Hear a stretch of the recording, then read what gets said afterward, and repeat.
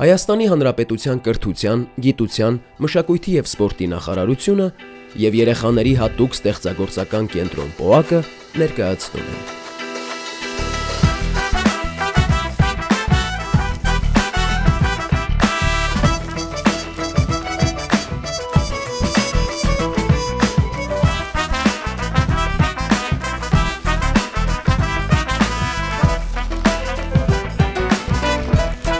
Քո արվեստը դպրոցում։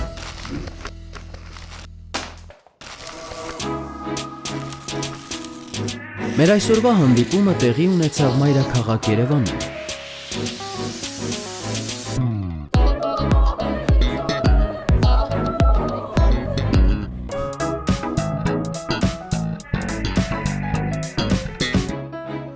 Օրվա հյուրը գրող, աստվածաբան Դավիթ Սամվելյանն է։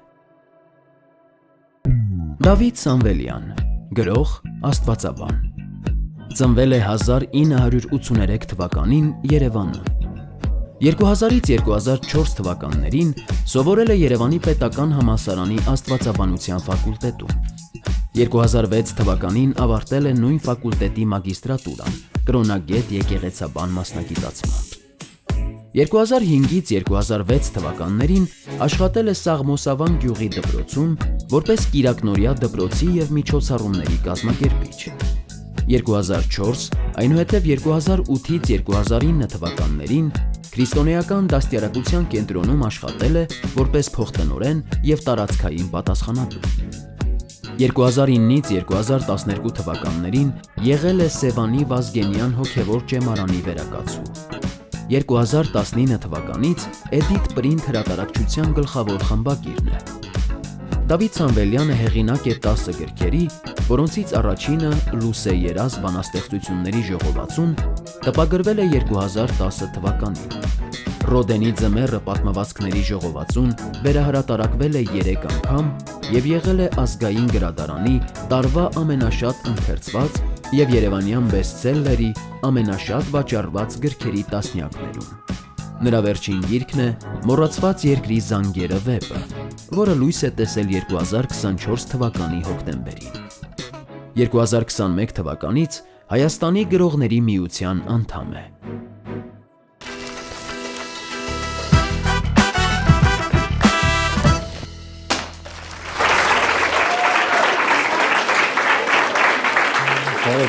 Բարև Իմ անունը Դավիթ է Սամվելյան, ես սկսել եմ ստեղծագործել ձեր տարիքում երևի, տենց 6-7-րդ դասարանում, բայց երկար ժամանակ ուղղակի այն ժամանակ ավելի մենք ամաչկոտ էինք, այդպես ռիսկ չէինք անում էլի, որ մեր ստեղծագործությունները հրապարակվեն կամ չկար Facebook կամ որևիցե սոցիալական ցանց, որ դնենք, այնտեղ մեր ընկերները հավանեին կամ չհավանեին։ Ամեն դեպքում դրանից հետո արդեն ես չափահաս տարիքում, երբ արդեն ուսանող էի, իմ առաջի բանաստեղծությունը լույս է տեսել Երևանի պետական համալսարանի պաշտոնաթերթում։ Ես սովորել եմ Երևանի պետական համալսարանում աստվածաբանության ֆակուլտետում, մասնագիտությամբ կրոնագետ եմ, կյանքի տարբեր փուլերում աշխատել եմ դպրոցների հետ, ժամանակին կրոնի պատմության դասընթացներն էինք համակարգում, հետո աշխատել եմ ճեմարանում, իսկ այժմ աշխատում եմ Էդիթ Պրինտ հրատարակությունում որպես գլխավոր խմբագիր։ Որպես այդպիսին իմ առաջի գիրքը լույս է տեսել 2010 թվականին, ինքը փոքր բանաստեղծությունների ժողովածու էր, բայց էլի այդ ժամանակ էլ ես ամաչում, այնպես որ չի վաճառվել շնորհանդես եւ այլն չի արվել եւ 2014 թվականին արդեն նոր իմ արձակ ստեղծագործությունների ժողովածուն լույս է տեսել։ Մինչ այժմ մոտ 1 ամիս առաջ կարելի ասել լույս տեսավ իմ 10-րդ գիրքը, որը վեպ է «Մոռացված երկրի զանգերը»։ Ես տարբեր դպրոցներ որ գնացել եմ, իմ 2 գրքերն են ավելի շատ ծանոթ եղել աշակերտներին, բայց բարձր դասարանների, ավագ դպրոցի, կարող լսած լինեք «Ռոդենի ձմեռը» և «Արտագաղթած կարոտ»։ Դրանք Հայաստանում բավականին մեծ տարածում գտան, լույս էին տեսել 2016-17 թվականներին։ մի քանի հրատարակումներ են ունեցել, բայց այլևս չի տպվում, այսպես ասենք։ Ինչ է ընդհանրապես իրենից ենթադրում գիրքը, հա, ինչ անել, որ շատ հեշտությամբ մոտենալ գրքին, ինչպես անել, որ ընթերցել։ Առաջին ոնց ասեմ, կետը դա այն է, որ դուք պետք է հասկանաք, որ գիրքը ոնց որ կարող եք թատրոն գնաք, ոնց որ կարող է համերգ գնաք, ոնց որ, չգիտեմ, կարող է ինչ որ մի հետաքրքիր զբաղմունք գտնեք մշակութային, այդպես էլ գիրքն է, որ ինքը նախատեսված է ժամանցի համար։ Այսքանով հանդերձ նաև չենք բացառում նաև իր մնացած հատկանիշները, որի մասին մենք խոսենք, հա, թե ինչ է տալիս ընդհանրապես ընթերցանությունը։ Դուք մի քիչ եթե ուշադիր լինեք, միանշանակ կհասկանաք եւ կնկատեք ընթերցած մարդու եւ չընթերցած մարդու տարբերությունը։ Հետո չգիտես ինչի մեր մոտ տարածվել է, որ աղջիկները ավելի շատ են գիրք կարդում, քան թե տղաները։ Հետո ինչու չգիտես ինչի տարածված է, որ գրքերից ավելի շատ հիմա մոտիվացիոն գրքեր են կարդում, քան գեղարվեստական գրքեր։ Ես ոչինչ չունենալով մոտիվացիոն գրքերի sense նկատմամբ, սկսենք հենց այդ կետից, հա, ինչու գեղարվեստական եւ ոչ մոտիվացիոն, մանավանդ ձեր տարիքում։ Դուք գտնվում եք այն տարիքում, որ պետք է պաշար կուտակեք, հա, ձեզ համար, գիտելիքի պաշար։ Գիրքը իրենից ինչ է ստանում գիրքը կարդալուց, բացի հետաքրքիր ժամանցը ապահովելը։ Նախ բառապաշարը դա մեծանում եւ շատանում։ Դա դուք կզգաք տարբեր տեղերում, սկսած ձեր ընկերական շրջապատից, մինչև ավելի տարիքով մեծերի հետ զրուցելը, ընթերցող մարդու բառապաշարը տարբերվում է չընթերցած մարդու բառապաշարից։ Մտքերդ ավելի սահուն ես արտահայտում, ավելի գեղեցիկ ու ճիշտ բառեր ես գտնում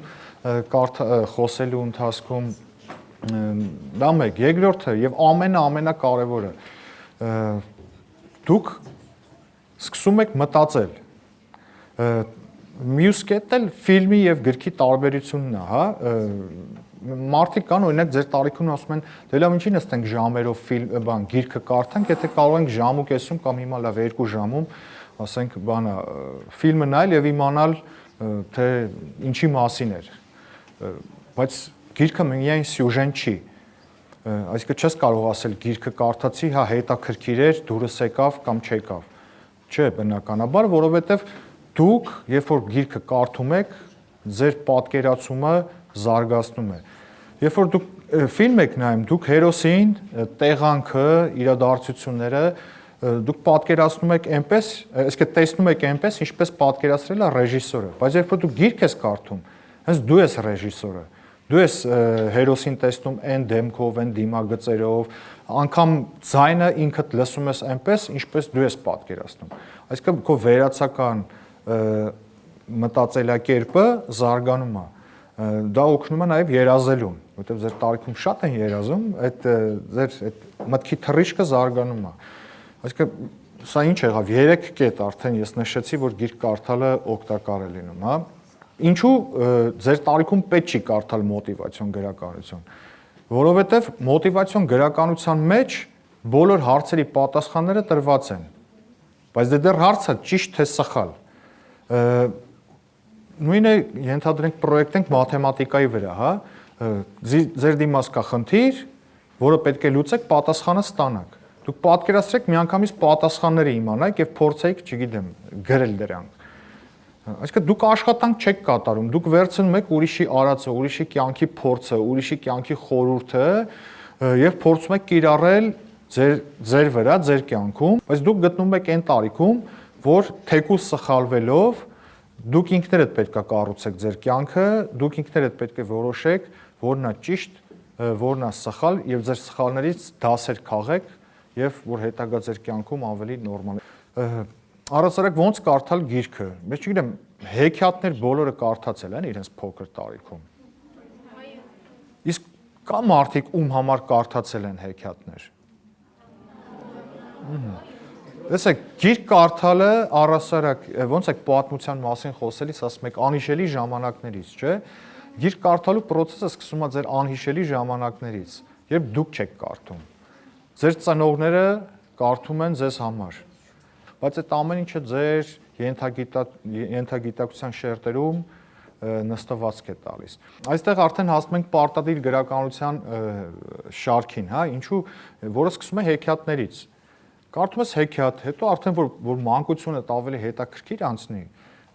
մենակ մարդիկ կան ձեր տարիքում, որ փորձում են մեծ երևալ, չգիտես ինչի, մեծ խոսել, մեծ պահել, ժեստիկուլյացիայից սկսած մինչև մտքերի արտահայտում, այդպեսի ծնողներ կան ցավոք սրտի, որ այտենց գլուխ են գովում, թե իրենց 7 տարեկան երեխան, չգիտեմ, 18 տարեկանի պես է խոսում։ Դա լավ չի, որովհետև յուրաքանչյուր մարդ իր մանկության տարիներին պետք է իր մանկությունը ապրի։ Դրա համար հեքիաթներից հետո երկրորդ ասես փուլը գալիս է, որ արդեն մեծ եք, 9-10 տարեկան եք։ Արկածային գրականություն եւ պատմավեպեր գոյություն են, որոնք ձեր տարիքում պետք է կարդալ։ Դրանք տարբեր բաներ են։ Մեկը ձեր այդ անհոգություն, արկածային եւ այլն այդ գծերն է զարգացնում, մյուսը հայրենասիրությունը։ Այնպես որ դրանք անհրաժեշտ բաներ են, որ պետք է կարդաք։ Հետո դառնում եք ուսանող, արդեն ասում եք ժամանակ չունենք գրականություն կարդալու, որովհետև ձեր լեկցիաներն են շատ լինում, ձեր մասնագիտական գրականությունն է արդեն ծավալուն լինում եւ գալիս է ինչ-որ մի տարիք, որտեղ արդեն դու ազատ ես քո ընտրության մեջ։ Բայց շատ կարևոր բան կա այստեղ, եթե դուք այդ ասածս փուլերը բաց եք թողած լինում, արդեն այդ ամեն ինչը, որ կարդում եք, այնպես չի ձեր վրա ազդում կամ այնպես չեք հասկանում, ինչպես պետք է հասկանայիք։ Եվ դուք եթե օրը գոնե 1 ժամ ուղակի կարդաք, դուք ավելի լավ կքնեք։ Այդ վստահորեն։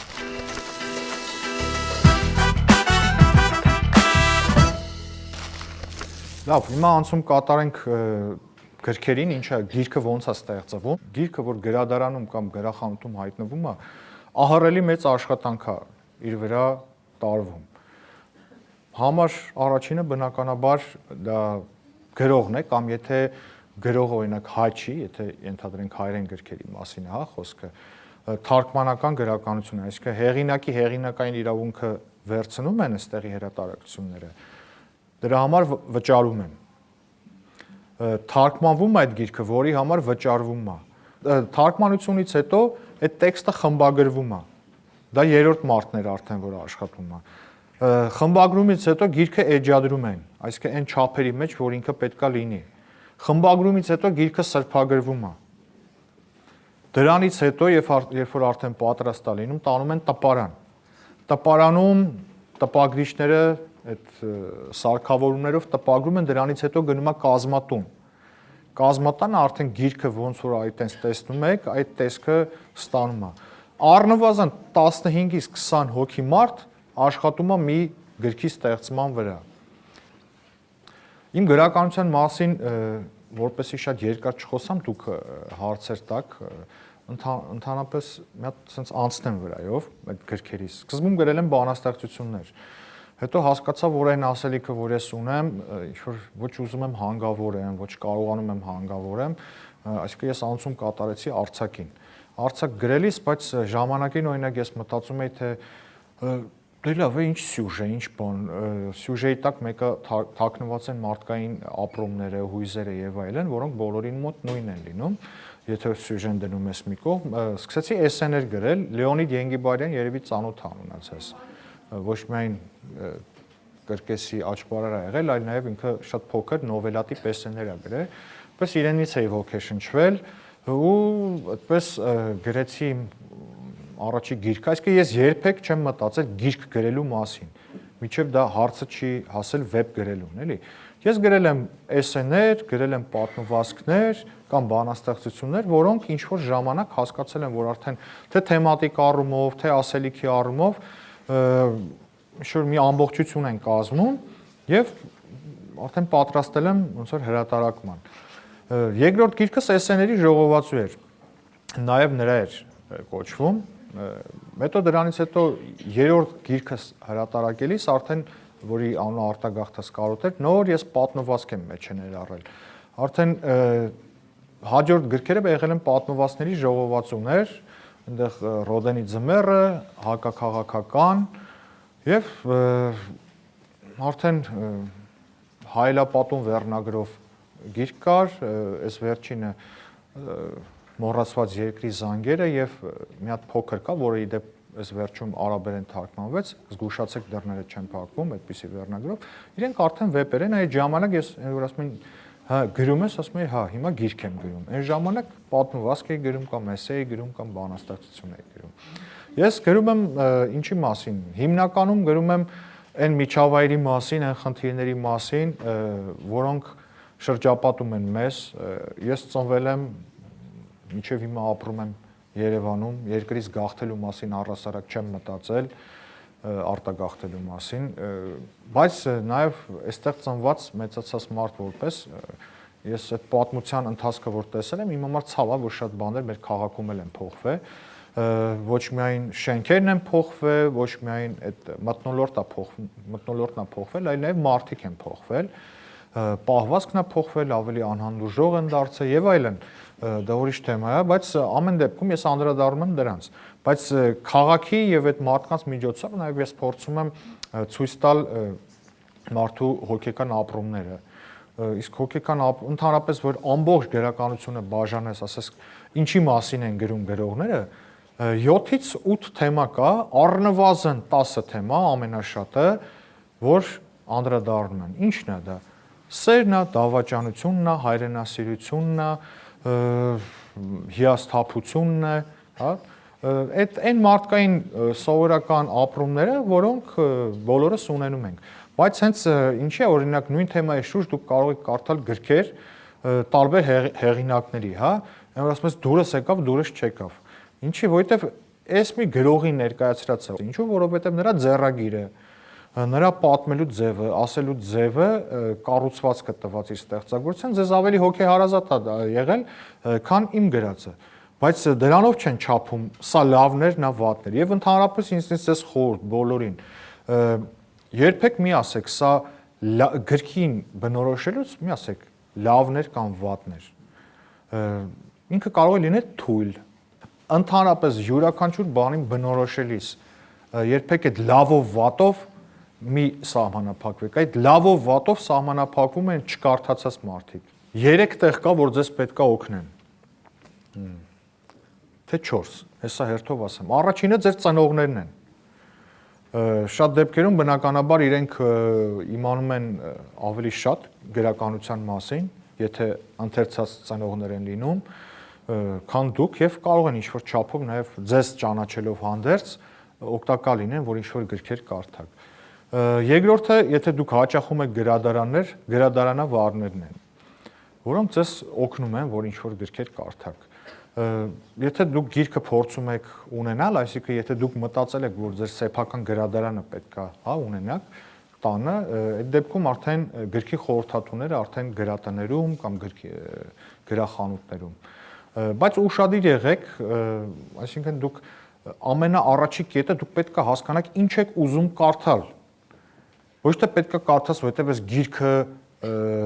նորաձև է, որովհետև շատ են խոսում դրա մասին, այլ դու մի հատ այսպես 5 րոպե ընդամենը մի հատ նստես ասես ես ինչ եմ ուզում կարդալ, ինչի մասին եմ ուզում գիրք կարդալ, այս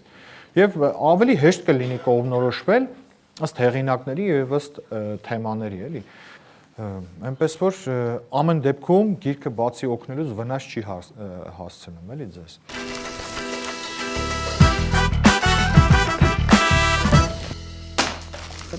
Մեր հայ գրականությունից, հայ մեծերից ինչ որ գրող կա, ով ձեզ ավելի շատ է ոգեշնչել ստեղծագործել։ Շնորհակալություն հարցի համար։ Եթե խոսքը մեծերին է վերաբերում, երկուսն են եղել, բայց մի քիչ ավելի հեռվից կամ, հա, կարող եք նստել այդ ոգեշնչման պահին։ Առհասարակ լավ գրելու համար բնականաբար պետք է շատ կարդաս, որովհետև երբ որ շատ ես կարդում, կարող է պահ գա, որ հասկանաս իսկի պետք է չի գրես, որովհետև նոր բան չես ունենում ասելու կամ երբ որ ձեռագիրը չես ունենում։ Համար 1 ես ոգեշնչվել եմ Լեոնիդ Ենգիբարյանից, համար 2 իմ բառապաշարի վրա շատ մեծ ազդեցություն է գործել եւ մտքի ռիթմիկայի վրա շատ մեծ ազդեցություն է թողել Գրիգոր Նարեկացու Մատյան ողբերգությունը։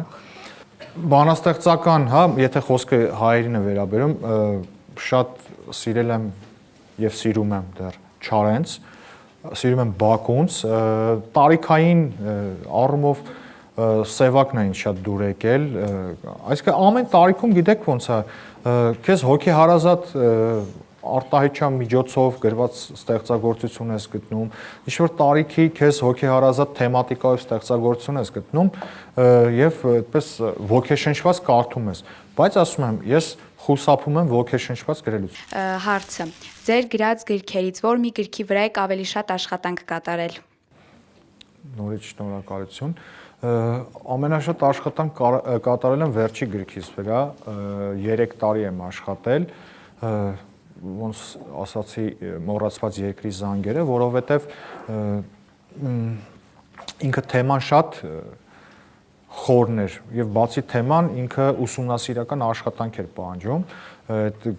գրքի գործողությունների մեծ մասը տեղի են ունենում Նախիջևանում 1925-28 թվականից մինչև գալիս հասնում են Երևան 1988 թվական։ Այսինքն այդտեղ միայն մտքեր չեն գրված, այդպես սյուժեն կառուցելու համար ամեն ինչ պետք է հաշվի առնել, օրինակ սկսած նրանից թե օրինակ որ թվականին է տեղադրվել Երևան Քոչարի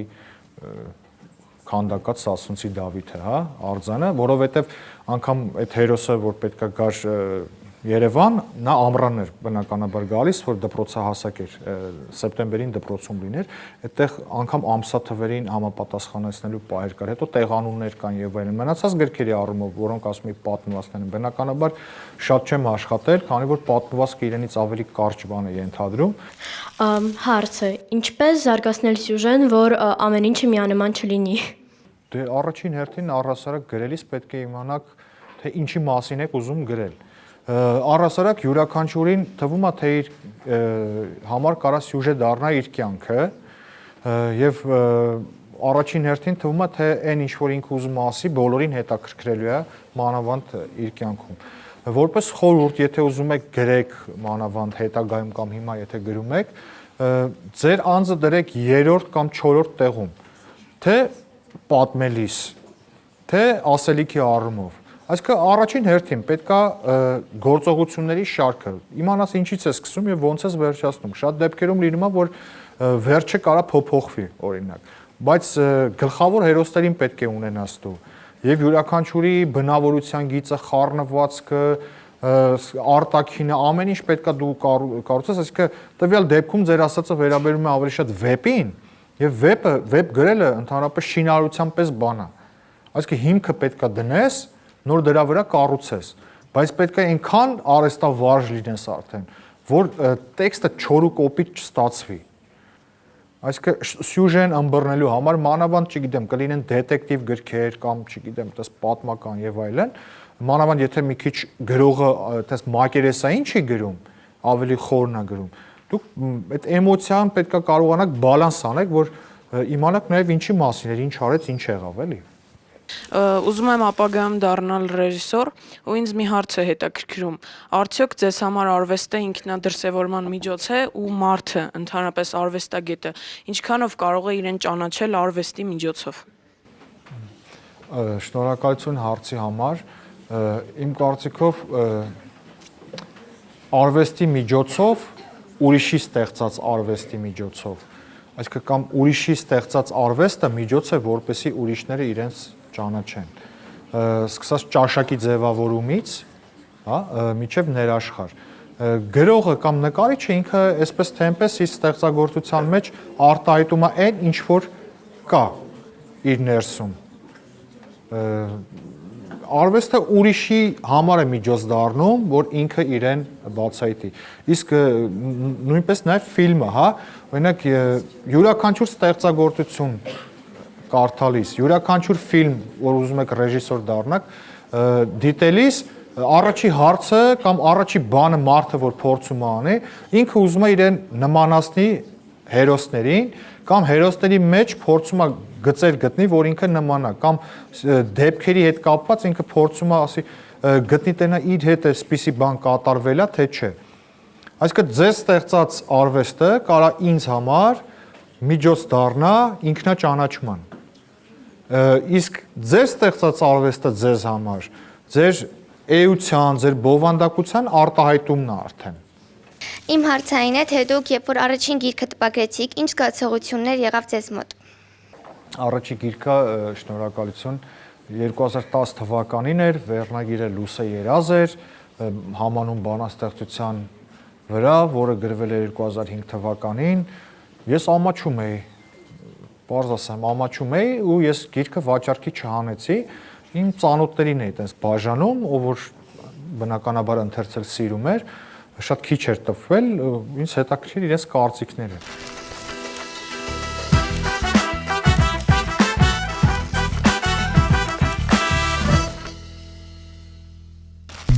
Որն է ձեր ամենաջերմ հիշողությունը մանկությունից։ Եթե գրքի հետ կապված հիշողություն ունենամ, ապա 90-ականներին, երբ որ փայտի վառարանի մոտ նստած, ես 3 անգամ կարդացել եմ խորհրդավոր կղզին։ Իսկ ինքը ինձ այդ իրականության, այդ մթին, ցրտին տեղափոխում էր մի այլ հեքիաթային իրականություն։ Որն է ձեր ամենաջերմ հիշողությունը դպրոցական կյանքից։ Երբ առաջին անգամ մեր աշխարհագրության ուսուցչի հետ գնացինք դիսկոթեկ, անսովոր բաներ էր ինչ-որ։ Որն է եղել դպրոցական ամենասիրելի առարկան։ Հայոց պատմություն եւ գրականություն։ Եթե նորից հնարավորություն ունենայիք մասնագիտություն ընտրելու, ինչ կընտրեիք։ Չէ, առասարակ ես փորձում կյանքում ինչը անցել է, չվերանայ։ Եթե հնարավորություն ունենայիք ճամփորդելու ժամանակի եւ տարածության մեջ, որ ժամանակը կընտրեիք եւ ուր կգնայիք։ Միանշանակ հետ կգնայի միջնադար, բայց ոչ շարքային քաղաքացու, այսինքն ժամանակ քաղաքացի չէր էլի դերում Եվրոպա, ավելի շուտ երևի Անգլիա։ Մանկության ինչ երազանք եք իրականացրել մեծ տարիքում։ Երևի թե ոչ մի երազանք չեմ իրականացրել, որովհետև ես երազում եմ այնպիսի բաների մասին եւ հետո որ հիմա հետ եմ գնում հիշում եմ, երազել եմ այնպիսի բաների մասին, որոնք անիրականանալի են։ Մնացած ինչ որ իրականանում են նպատակներ են։ Ինչն է ձեզ խանգարել ապրել այնպես, ինչպես երազել եք։ Խանգարել է ինձ այն իրավիճակը, որում ապրել ենք, այսինքն պատերազմ, զրկանքներ, բայց նաև ինձ թվում է կոփելու առումով հեշտ է դրա համար միանշանակ չեմ կարող ասել։ Եթե հանդիպեիք ինքներդ ձեզ մանուկ հասակում, ինչ խորհուրդ կտայիք ապագայի համար։ Կասեի երբեք չծնկես ոչ ոքի առաջ։ Միայն երկրպագելիս։